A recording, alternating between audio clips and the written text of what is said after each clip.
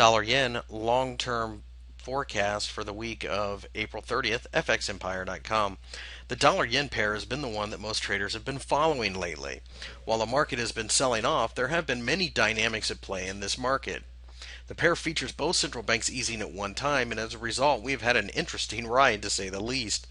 The pair is currently coming up to several supportive elements at one time, though, so we are in an area that decisions will have to be made.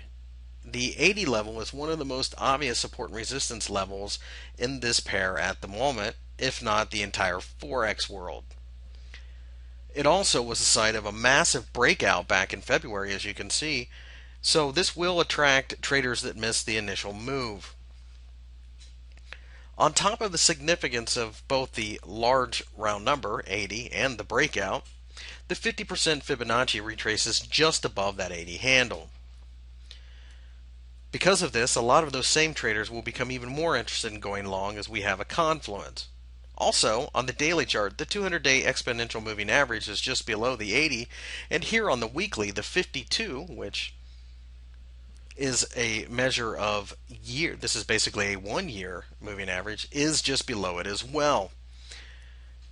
When there are this many reasons to get involved, it is difficult to ignore.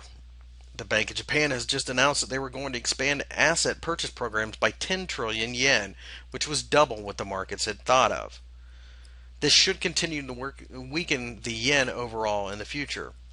The fact that the Federal Reserve Chairman suggested that the Fed would be willing to take monetary action and easing if the economy stalled seems to have had a lot of traders thinking of quantitative easing 3. But in fact, he didn't say what the parameters were, and in fact didn't even suggest how close the Fed was to doing this. With this in mind, there's a real chance of a bounce from 80, and we are willing to buy supportive action in that area. As for selling, we just simply won't do it at the moment.